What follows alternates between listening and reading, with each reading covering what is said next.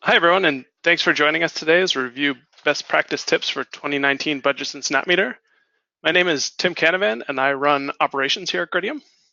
And this is Tom Arnold. I'm CEO of Gridium. Excited to show you everything new on budgeting and get everyone set for the 2018 budgeting season. Great. So, Tom, let's start with a general overview of how Snapmeter works.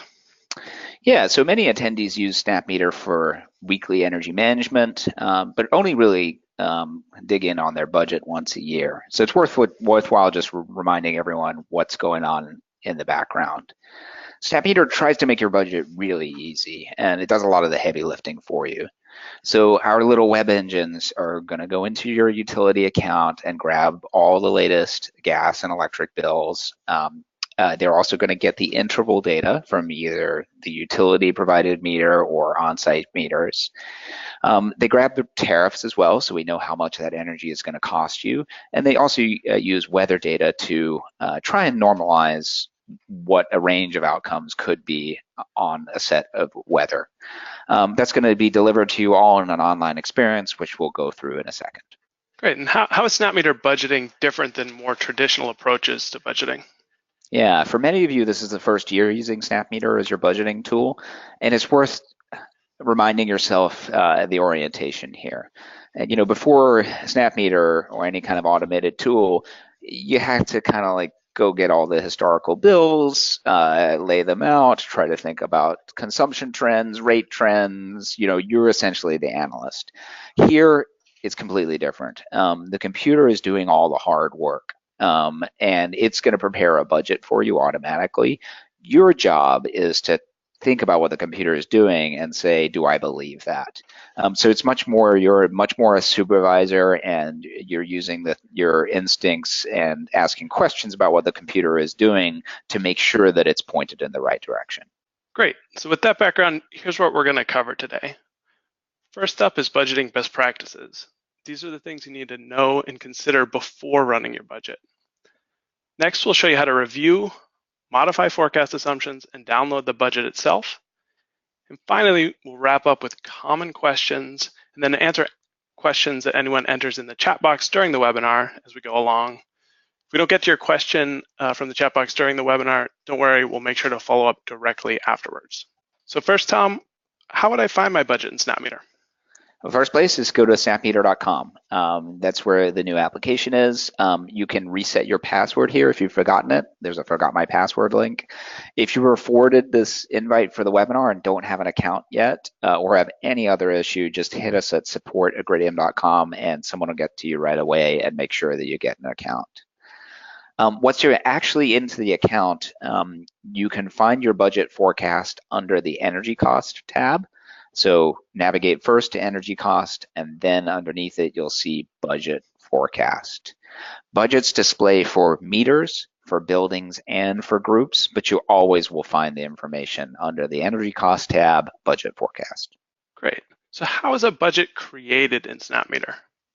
Well, we could have a very long conversation about that, but all you really need to know is that the computer is doing a lot of work in the background. We take in three sources of data. So principally, we're using that meter data.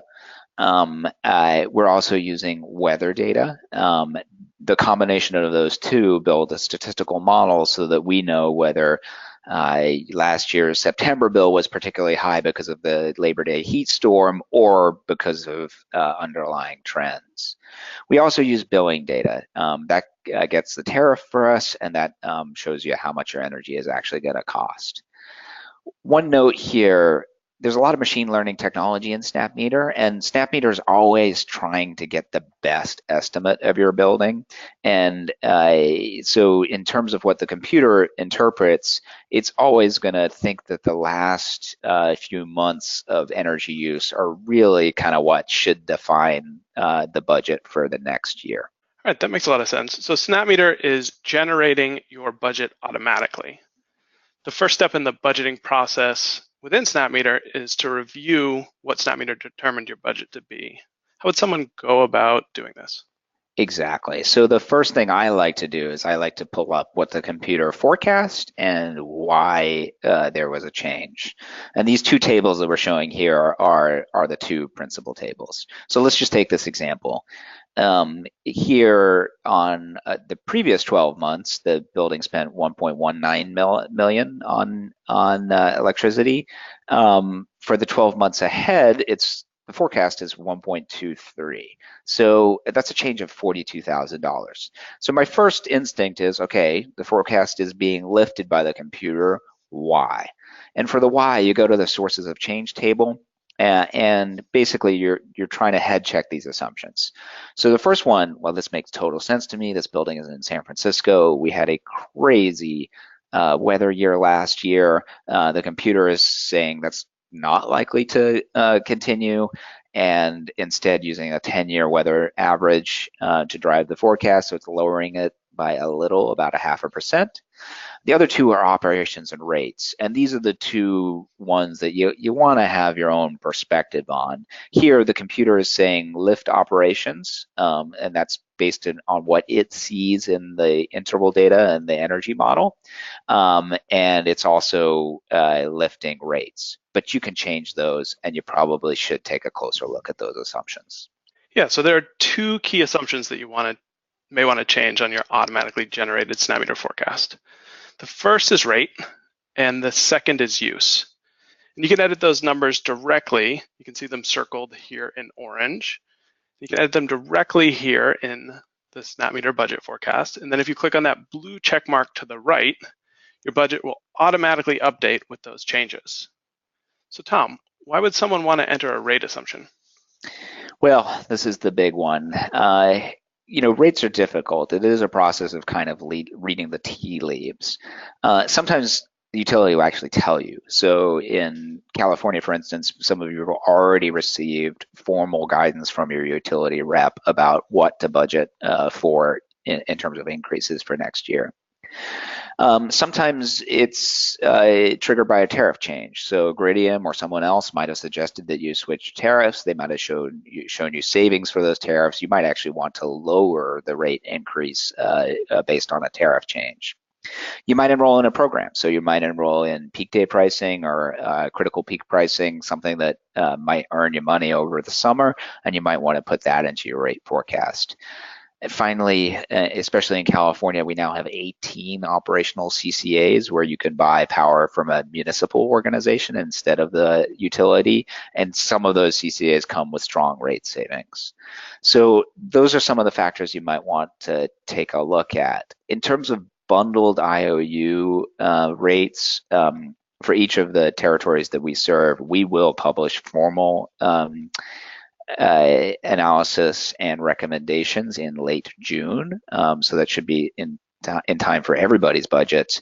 But these issues are incredibly complex. So it's, one number might not be sufficient, especially if you're doing fuel cells or solar or storage. So please, if you've got a complex situation, reach out to us, make sure that we're talking to you and having a discussion about what the appropriate rate escalator should be for 2019. And then why would someone want to enter a use assumption? Yeah, so remember that Snapmeter is going to try and guess what it thinks energy use will be for next year. That's based on a statistical model that is essentially backward looking. You have all the forward-looking information. So for instance, you might know about a big tenant moving in or moving out. You might know about an energy efficiency project that is going to come online in 2019. You might know about TIs that is going to trigger code, and that space is going to become more efficient. You might know about major changes to equipment, and then some of you are very active in installing batteries and distributed generation, such as fuel cells or solar, and obviously that's going to change your use quite dramatically. So those are the principal reasons that you see. If it's just kind of business as usual, Snapmeter is going to be your best tool 90% of the time. Just pick up exactly what it thinks is going to be in terms of use and use that as a go-forward assumption. Yeah, can you talk a little bit more about occupancy? That's one of the most common questions that we get about modifying the use number in a budget. Yeah, many people will express it as, hey, my building is 60% fixed, 40% variable. And when you start asking about where that number came from, there's no good answer. There might have been a study that's was conducted decades ago. What we do is, if you want us to, we'll actually study that occupancy, and we use recent energy data, our energy models, and we build a custom regression for you that examines the relationship between occupancy and energy use. Um, Oftentimes, that yields surprising results. I think everyone that's mechanically inclined will understand that if a space can't really be turned down if it's unoccupied because of the configuration of the HVAC system or the lighting control system, you're not really going to see the change that you expect. Similarly, if you condition to show because it's a hot market and brokers want to be able to see the space no matter what, then you're not really going to see the change there as well. And so oftentimes when we do these studies, we find actually a much lower correlation between occupancy and energy use than the building planned for. By the way, it only really makes sense to do these studies if you're having a 10% or more change in occupancy. If you're going from 75 to 78% occupancy, it's not really going to pick it up. If you're going from 75 to 95, probably worth taking a look at this. And how would someone do that? Yeah, so if you want to do this, all you do is fill out this form. It's under the building info. You can just pop the percentage occupancies in for each of the months, save it, and send an email to support at Gridium, and that'll kick off the process of doing the study for you. Yeah, and it's really important that you put in both the historical occupancy and then your forecast occupancy. Yep. Okay, so you've logged into Snapmeter. You've reviewed the Snapmeter generated budget, compared it to the sources of change. If needed, you've modified your rate and use assumptions. Now, how do you get this data out of Snapmeter and into your normal budgeting process? Yeah, well, energy is just one component of your budget, as everyone knows. And so the best way to integrate this is Excel.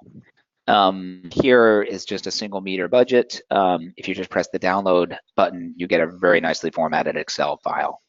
The format of that Excel file will not change, which means you can wire this directly into your budget. And if you want to come back to this a few months later and see if anything has changed or, update your assumptions, you can just refresh the data fields. You'll notice here that there's a summary for monthly, quarterly, annual, and on a meter basis. If you're downloading at a higher level of aggregation, say at a building level or a group level, then the file will aggregate everything automatically for you. Yeah, so go a little bit more into that aggregation. What if I have a portfolio of 5 buildings, each with 1 or 2 electric meters and a gas meter? How do I get all of this out of Snapmeter together? Yeah, so everyone I think knows about groups. Groups are user-defined aggregations of meters. So the example that you mentioned, Tim, is very simple. Create a group for all those buildings. The budget will show in exactly the same place for that group. Download it, and you'll get summaries right away. The other thing that you might find is that your accounting department wants this split in different ways. So you might create groups for different ownership entities, different regions in your portfolio, different GL codes on your finance team, and you can edit those groups, get it all right, and then just download it at once. This also allows different people to work on the budget. So if you've got a very large organization with lots of property managers, each property manager can, refine the budget to their tastes, and then someone can centrally download this and integrate it into the other budgeting items.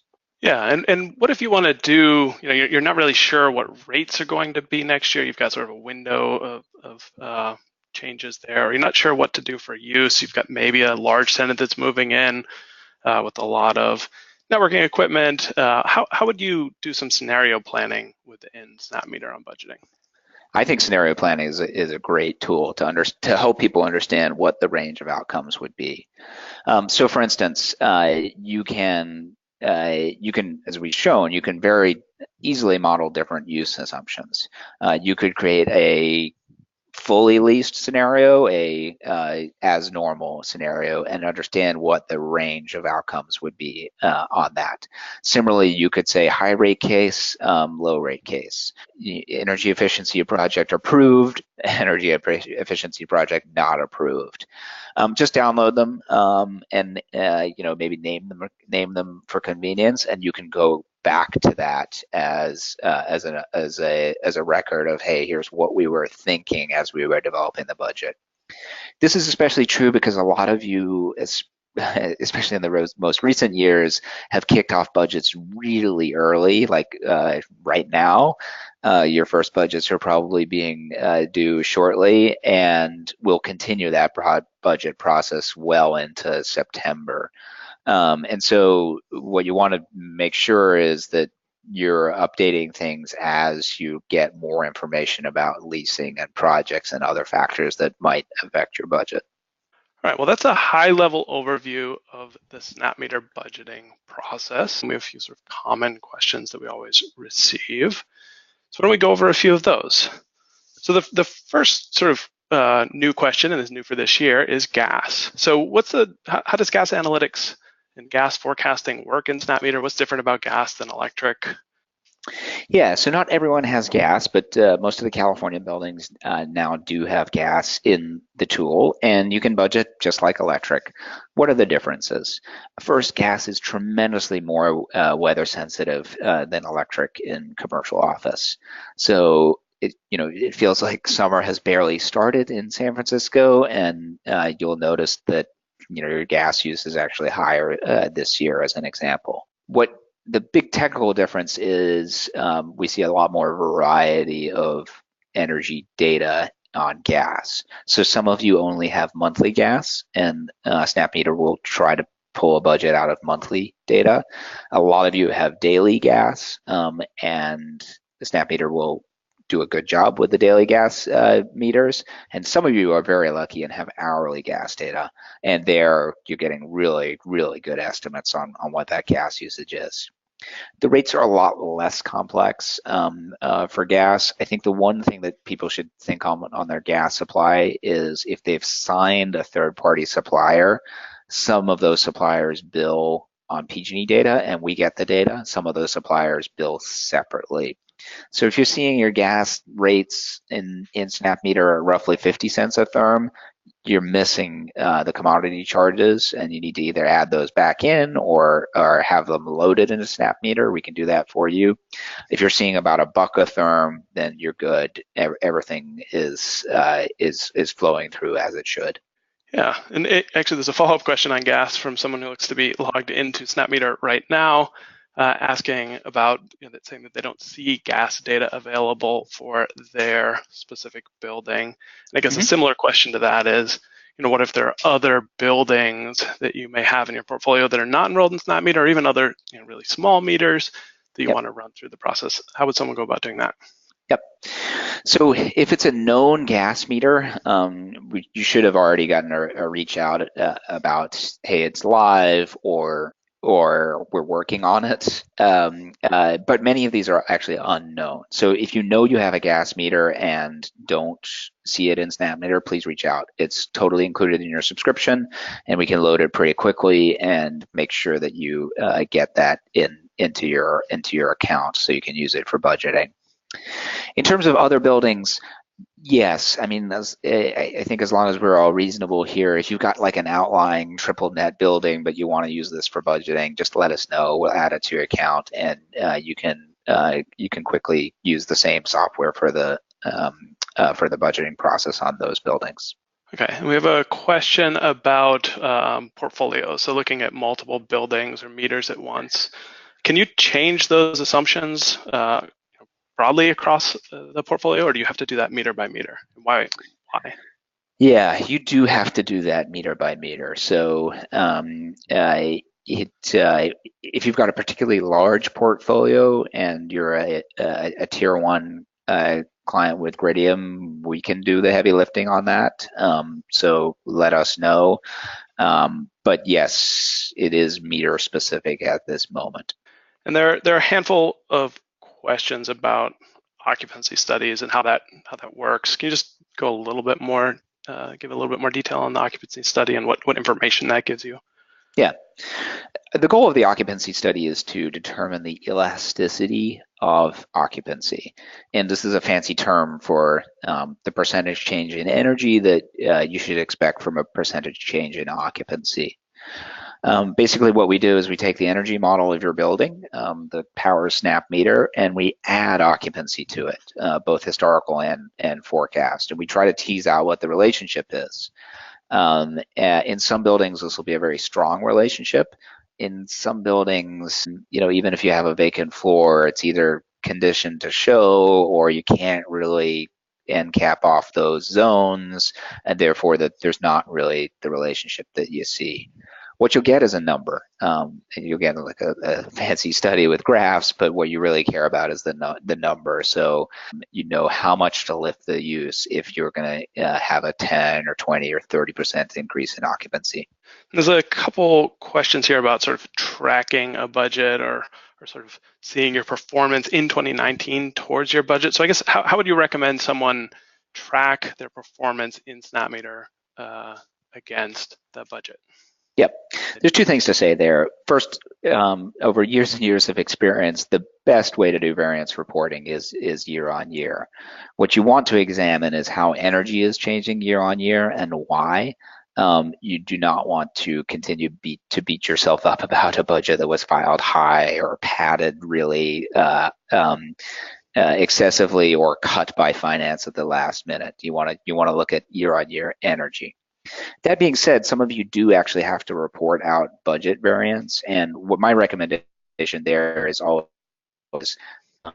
as long as the numbers are small, the percentage variances in Snapmeter can be applied to a historical budget.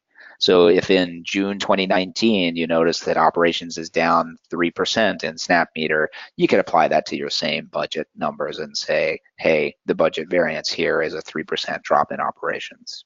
There's one question about adding other users or getting other people access. So if there's a finance department that may not currently be using Snapmeter, how would someone go about doing that?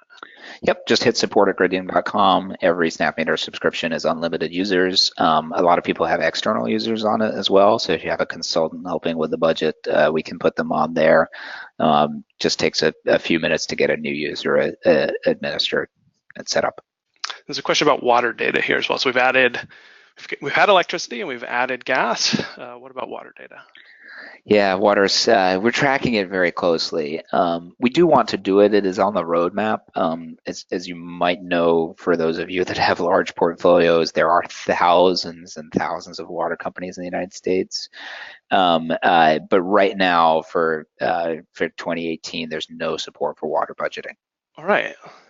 Thank you, everyone, for attending. This webinar is going to be sent out via an email in video format for everyone who registered. So feel free to forward that along to anyone in your organization who you think would be interested. Don't hesitate to reach out to us at support@gridium.com or the phone number here with any questions you have about Snapmeter or the budgeting process. We're here and happy to help. You can also chat with us directly in the Snapmeter application. Once you log in, you'll see a chat window pop up. Have a great day, everyone. Thanks, everyone. Good luck with the budgets, and we look forward to helping everyone with the budget process in 2018. Have a great day.